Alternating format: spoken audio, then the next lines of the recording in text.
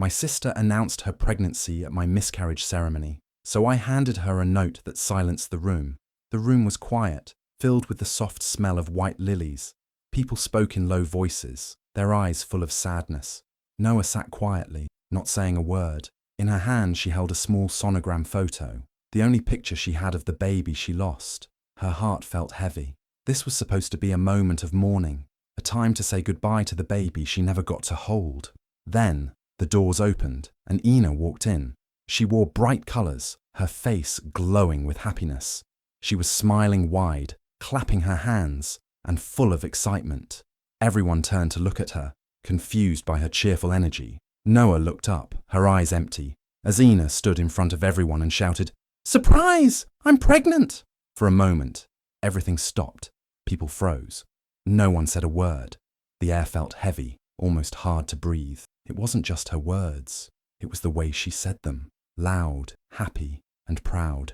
Right in the middle of a ceremony meant for grief, a moment meant to honour a life lost. Her voice echoed through the room, but it wasn't joy anyone felt. It was shock. And for Noah, sitting there with her broken heart, it felt like a slap. Everyone in the room went completely still. The priest, who had just started speaking kind words to comfort Noah and the family, stopped mid-sentence. His mouth opened like he wanted to say something, but no words came out. The aunties sitting in the front row looked at each other with wide eyes, some whispering under their breath, others looking down at their laps, unsure of what to do. The soft music that had been playing in the background now felt too loud.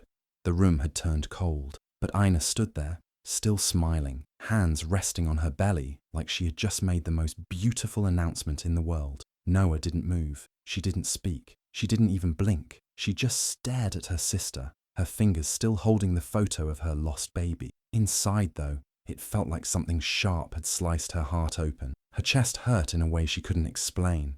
It wasn't just sadness anymore. It was deep betrayal. This was her sister, the same sister Noah had once stayed up all night with, drying her tears after heartbreaks. The same sister she had defended, protected, and loved no matter what. Noah had held her hand when she felt weak, wiped her tears when she was broken, and now, this. Ina didn't call. She didn't send a message. She didn't wait for a better day. She stood there, in front of everyone, at a ceremony meant to mourn a lost baby, and made it all about her. Noah's mind raced, but her face stayed still. She thought about all the times she had chosen Ina over herself, and now, at the one moment she needed understanding the most, her sister took the spotlight. She used her pain like a stage to shine on. People didn't know what to say. A few guests awkwardly clapped, unsure of how to react. Some stayed silent, their eyes bouncing between Noah and Ina. The whole room felt like it had cracked open, but Noah remained calm on the outside. She didn't want to give anyone a show. She had already lost her baby. She wasn't about to lose her dignity too, so she sat there, heart shattered, but face steady. And in that stillness, the loudest message was heard. Something had broken between them, and it wouldn't be easy to fix. No one in that room knew the full story. They only saw what happened that day. They saw Ina smiling, announcing her pregnancy, and Noah sitting quietly in pain. But what they didn't know, what Ina never shared, was the past they had together. Years ago, when Ina was just 19, scared and confused, it was Noah who stood by her side. Ina had gotten pregnant by mistake, and she was terrified to tell anyone, especially their parents. Their father was strict, and their mother had high expectations. Ina cried every night, thinking her life was over. But Noah didn't judge her. She didn't walk away. Instead, she became her shield. Noah made sure their parents never found out. She lied for her. She covered for her. She skipped school, made excuses, and protected her little sister like a mother would. When Ina needed medical help and couldn't afford it, Noah did something that broke her heart. She sold the gold necklace their grandmother had given her. It was the one thing she had left to remember her by, but Noah didn't even think twice. She used the money to take Ina to a clinic, to get her checked and safe. Noah sat by her sister's bed when she was weak. She held her hand through every painful moment. She bought her food, gave her strength, and promised her that everything would be okay. And when it was all over, Noah never told a soul. She kept the secret deep in her heart, never once using it against her. That's the kind of love Noah had always shown. Quiet, strong, pure. So on the day Noah was supposed to mourn her own baby, when she sat there with a heart full of grief, it hurt more than anyone could understand to see Ina standing there, smiling, holding her belly like a trophy, and shouting her news like it was a wedding party. She didn't even look at Noah first. She didn't check in or ask if it was okay. She just took the moment and made it hers. Noah didn't just lose a baby that day. She lost the idea that her sister still remembered all she had done for her. She realized that sometimes love isn't returned the way you give it, and that's what broke her heart the most. Not the announcement, but the memory of the girl she once saved, now turning her back in the cruelest way. That night, after everyone had left and the lights were turned off, Noah sat alone in her room. The house was silent, but her mind was loud. Her heart still hurt, but she didn't cry. There were no tears left. She didn't pick up the phone to yell or ask why. She didn't send a message or call her sister. Instead, she reached for something simple, a pen and a piece of paper. The room was dark, but she didn't turn on the light. She sat near the window, where the moonlight softly lit the page. Slowly, she began to write. Her hand moved gently, carefully choosing every word. This wasn't a letter filled with anger or bitterness. It wasn't meant to fight or hurt. It came from a place of calm, from truth, from deep understanding. She didn't need to shout. She didn't want revenge. She just wanted to say what her heart carried.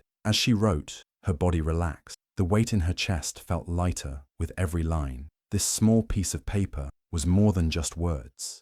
It was her release. It was her way of letting go without losing her strength. She didn't want to carry pain forever, but she also didn't want to forget how this moment made her feel. When she finished, she folded the note with care. Her fingers smoothed the edges, almost like she was wrapping a fragile memory. Then she placed it in her purse, right beside her keys. She didn't tell anyone about it. She didn't plan to mail it or hide it away. She knew exactly when she would give it. Not today, not tomorrow, but at the right moment. A moment that... Noah sat there a little longer after tucking the note away. She looked up at the stars, letting silence comfort her. She didn't feel powerful. She didn't feel brave, but she felt clear. For the first time since losing her baby, something inside her had shifted. She didn't need to break down to heal. She didn't need to shout to be heard. She had written what needed to be said, and that was enough for now. She stood up slowly, walked to her bed, and lay down. Her heart still ached, but there was something peaceful in her chest.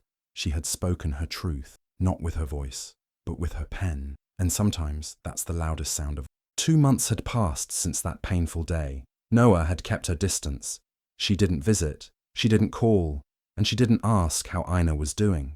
She was still healing, quietly, in her own way. Then one morning, while sorting through the mail, she saw a shiny gold envelope. It was thick, with fancy ribbons tied around it.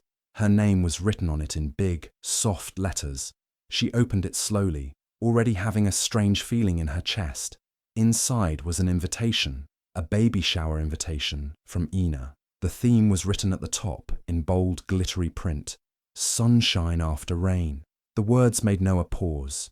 Sunshine after rain. That's what Ina was calling this new chapter of her life. Noah stared at the words for a long time, not sure how to feel. Ina was about to celebrate something beautiful, something Noah had just lost. And yet, here she was, being asked to come smile, laugh and clap for the same person who had once stolen her moment of grief. At first, Noah thought about throwing the card away. Her hands almost moved toward the trash. Her heart whispered, say no. She didn't want to be around people, around balloons, around fake smiles. She didn't want to pretend everything was okay. Most of all, she didn't want to stand next to Ina like nothing had happened, like she hadn't been hurt.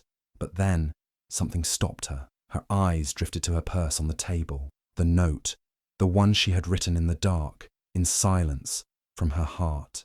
It was still there, tucked safely in the side pocket. She hadn't touched it since that night, but she hadn't forgotten about it either. It had been waiting, quietly, for the right time. Noah picked up the invitation again. She read it one more time. Her fingers traced the edge of the card, and suddenly, the decision became clear. She wouldn't go to smile or to celebrate. She wouldn't go to pretend. She would go because the note deserved to be heard, not out of anger, but out of closure. This wasn't about Ina anymore. It was about Noah choosing peace for herself. So she wrote a simple yes on the RSVP and placed it in the return envelope. As she sealed it, she felt a calm breath leave her chest. It wasn't joy. It wasn't sadness. It was strength, the quiet kind, the kind that comes when you know what needs to be done, and you're finally ready to do it. The baby shower was full of bright colors, laughter, and soft music playing in the background. People were taking pictures, playing games, and placing wrapped gifts on a large table covered in balloons and flowers. Everyone looked happy and excited for Ina. There were gifts of diapers, teddy bears, tiny baby clothes, and soft blankets. Some guests even brought handmade items, smiling proudly as they handed them over. Then Noah arrived. She walked in quietly, wearing a soft yellow dress that matched the calm feeling she carried. She didn't smile too much, but she didn't frown either. She moved slowly, with grace, greeting a few people politely. Some were surprised to see her. Others looked away, unsure of what to say. But Noah didn't seem bothered. She wasn't there for attention. She was there for something else. In her hand, she carried a simple white envelope. No ribbon, no box, no bow, just an envelope. She didn't place it on the gift table. She didn't hand it to the host. Instead, she held it gently in her lap as she sat through the party. She watched as people played guessing games and laughed over funny baby stories. She waited as Ina cut the cake and smiled in every photo. She watched it all, quietly, patiently. When the room began to settle, after the gifts had been opened and the last slice of cake had been passed around, Noah stood up. People turned to look, curious. She didn't speak loudly. She didn't raise her voice. She simply walked over to Ina, who was sitting in the middle of a circle of friends, holding a new pair of baby shoes. Noah reached into her purse and pulled out the envelope. She looked Ina in the eyes, calm and steady. Then, in front of everyone, she handed it to her. Some people thought it was a card, maybe a sweet message or a letter of love. Ina looked surprised, unsure of what to expect. She smiled nervously, not knowing what was inside. Noah didn't explain. She didn't need to. She had waited for this moment. This was the reason she came. Not for cake, not for games, but for this quiet, powerful handoff. She gave her sister the note, the one she had written in the silence of heartbreak. And in that moment, the loud room suddenly felt still, as if everyone could sense that this envelope carried more than just paper. It carried truth, memory, and a goodbye that no words had said until now. Ina looked down at the envelope in her hands, still smiling politely, trying to keep the mood light. She let out a small, awkward laugh and said, "You want me to read this in front of everyone?" Her voice was shaky, as if she already sensed this wasn't a normal card. The room went quiet. People looked at each other, unsure what to expect. Noah stood in front of her, calm and steady. She wasn't angry. She wasn't emotional. She simply gave a soft smile and said, "You made your announcement in front of everyone, didn't you?" Her words weren't loud, but they cut through the silence like a knife. That sentence said everything without needing more. It was a reminder, a truth. The room froze. Everyone stopped moving. Some guests leaned in just a little, curious but tense. Ina's smile slowly faded. Her fingers touched the edge of the envelope as she opened it carefully. Her eyes dropped to the paper inside. Then she began to read. At first her eyes moved quickly, as if she wanted to get it over with. But then, her pace slowed.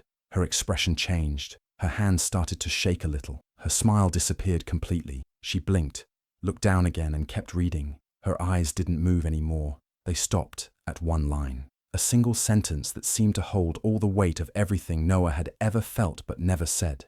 Ina didn't speak. Her lips parted like she wanted to say something, but no words came out. Her face dropped. All the color in her cheeks faded. She looked like someone who had just been shown a truth she'd been trying to ignore. The people around her began to shift uncomfortably. Some guests looked away. Others stared at Noah with wide eyes, as if realizing for the first time that something much deeper had been hidden beneath all these smiles and balloons. Noah didn't move. She didn't explain the note. She didn't say another word. She just stood there, letting Ina feel it fully. The note wasn't just ink on paper. It was the silence of 2 months, the pain of one moment, and the story no one else had known. And now, without raising her voice, Noah had finally spoken. Not to hurt, not to shame, but to be heard. And that moment, that one small quiet moment, said everything. The room stayed quiet as Ina held the note with both hands. Her fingers trembled slightly, and her eyes didn't move for a long time. Everyone around her waited, not sure what to say or do. You could hear a pin drop, The party that was full of laughter just moments ago now felt like it had paused. Time seemed to stop. Then Ina finally read the words out loud. Her voice was soft, almost like a whisper. "You announced life while I was burying mine." A few people gasped. Others lowered their eyes, suddenly feeling the weight behind Noah's calm presence. Ina continued, her voice slower now. "But this isn't about the baby. It's about you forgetting I once helped you save a life. Yours." That sentence hit like a wave. Even the people who didn't know the full story could feel that this wasn't just a message. It was a deep wound, finally opened in front of everyone. Noah hadn't shouted, hadn't cried, hadn't blamed, but with just a few words, she had spoken years of pain, love, and silence. "You owe me nothing, but now I owe myself peace." Ina stopped for a moment there. Her eyes were glassy now. Her lips quivered as she tried to hold back tears. Noah stood just a few steps away, still calm, still quiet. She didn't look angry. She looked free. "This is my goodbye to our sisterhood as it was." And that was it. Noah didn't say a word after that. She gently kissed her own palm, something soft and meaningful, like she was saying farewell, not just to Ina, but to the version of herself that kept carrying pain for the sake of peace. Then, without looking back, she turned and walked out of the room. No one stopped her. No one said a thing. The silence was too thick, too full of emotion. Ina sat frozen, still holding the note like it had burned something inside. The baby shower gifts, the cake, the decoration, none of it mattered in that moment. All people could think about was what they had just witnessed. Noah hadn't come to make a scene. She had come to close a chapter, and with just one note, she did exactly that. She didn't need to yell. She didn't need revenge. She only needed to be honest, and her honesty silenced an entire room. After the baby shower, news of what happened spread quickly. People who had been there started calling others, and soon, everyone was talking. Some said Noah was too dramatic. They said she shouldn't have brought up the past at such a happy event. They thought she should have just stayed quiet, smiled, and moved on. Those were the people who didn't understand the pain she had carried in silence, but others saw it differently. They whispered that Ina had gone too far. They said announcing a pregnancy at a miscarriage ceremony was not just wrong, it was cruel. These people felt that Noah had handled it with grace, and they respected how she chose peace instead of anger. Still, opinions were flying everywhere. Calls came in from family, from old friends, even from people Noah hadn't heard from in years. Everyone had something to say, but Noah didn't answer. She didn't pick sides. She didn't post anything, explain herself, or try to win anyone over. She simply stayed silent, not because she was weak, but because she was focused on something bigger, healing. Instead of arguing, Noah used her time to create something meaningful. She started a small foundation and called it Io's Garden. Io means joy. It was the name she had secretly picked for the baby she lost. She wanted to make sure her child's memory lived on, not in sadness, but in helping others. Io's Garden wasn't loud or flashy. It was quiet, soft, and full of care. It became a safe place for women who had gone through miscarriage, stillbirth, or silent grief. Women who didn't have the words to speak their pain, just like Noah once didn't. She created spaces where they could sit together, cry if they needed to, or simply breathe without pretending to be okay. Noah didn't need to prove herself to anyone anymore. Her actions spoke louder than the rumors. She knew that healing doesn't always happen with noise. Sometimes it happens in soft corners, in quiet rooms, in gentle hugs between strangers who understand. And as Io's garden grew, something inside Noah also began to grow.